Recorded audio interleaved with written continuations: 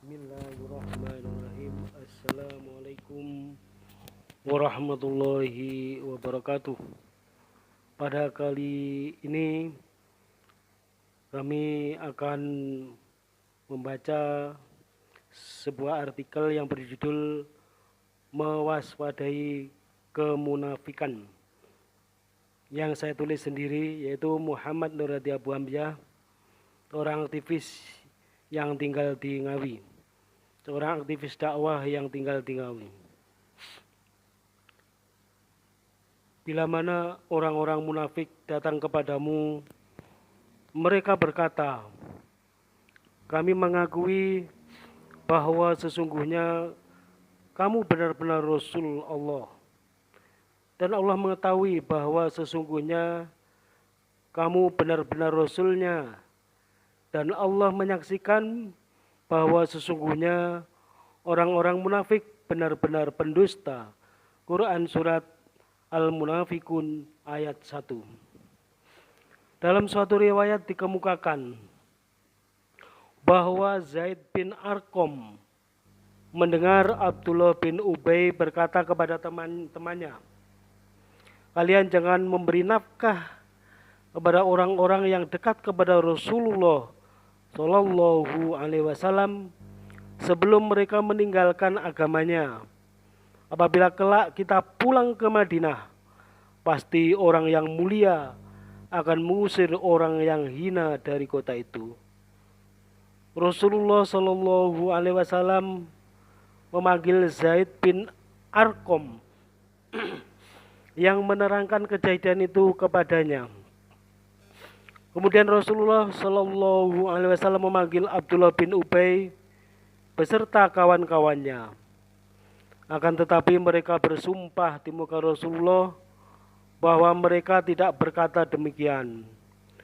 Rasulullah tidak mempercayai Zaid bin Arqam, bahkan beliau lebih percaya pada Abdullah bin Ubay.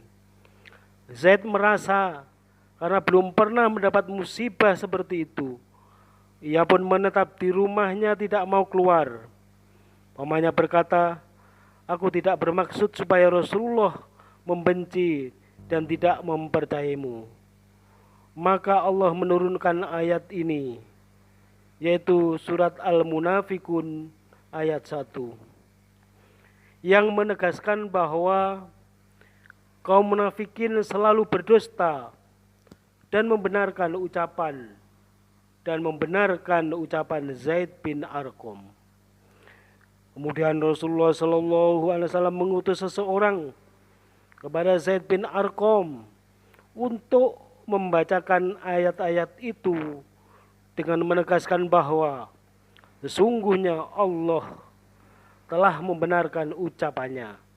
Diriwayatkan oleh Al-Bukhari dan lainnya yang bersumber dari Zaid bin Arqam.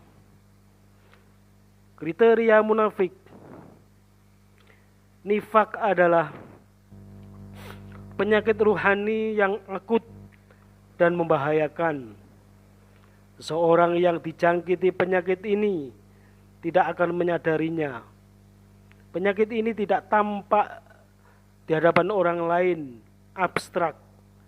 Bahkan kebanyakan dari orang yang telah mengidap penyakit nifak ini merasa dan mengaku bahwa dirinya orang-orang baik, padahal sebenarnya membawa kerusakan. Pada hakikatnya, mereka adalah musuh-musuh Islam.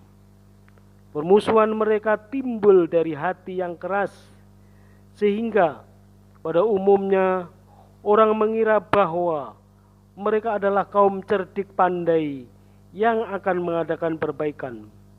Namun kenyataannya mereka sebenarnya adalah orang-orang sesat yang berusaha merusak sendi-sendi agama.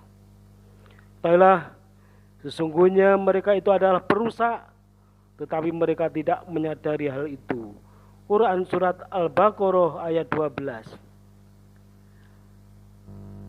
Sampai kini Islam dan penganutnya masih dalam incaran mereka melalui berbagai bentuk infiltrasi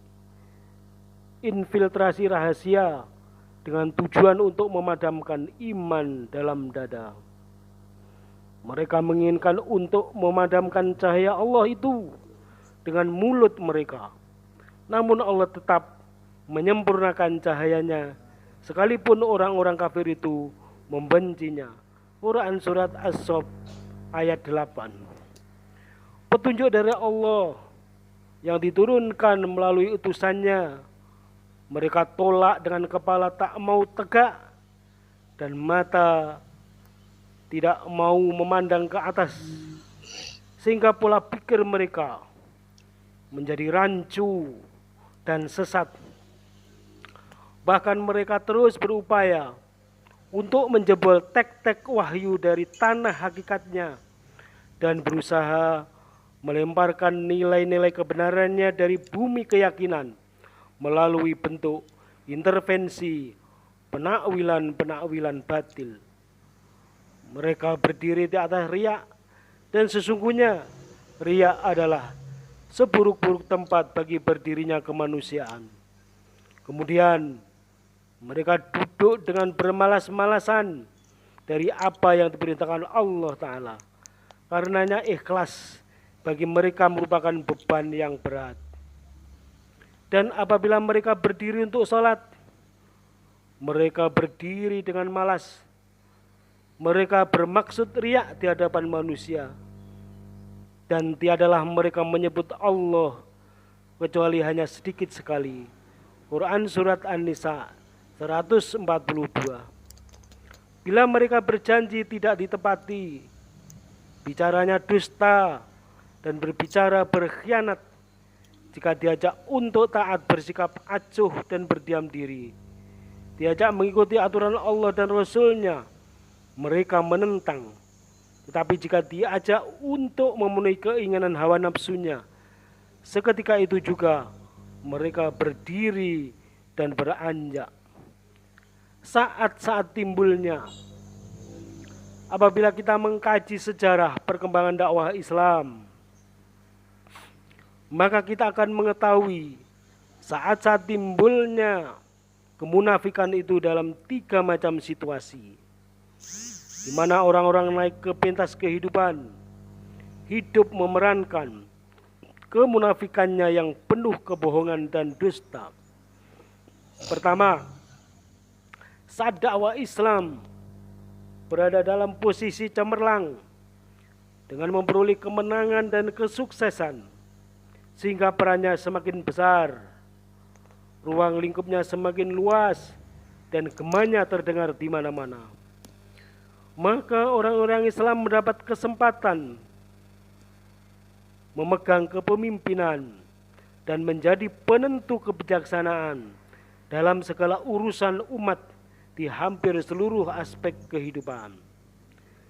Dalam situasi yang demikian inilah timbul orang-orang yang berjiwa rendah dan berhati kotor yang mulai beraksi mencari posisi dan jabatan yang strategis.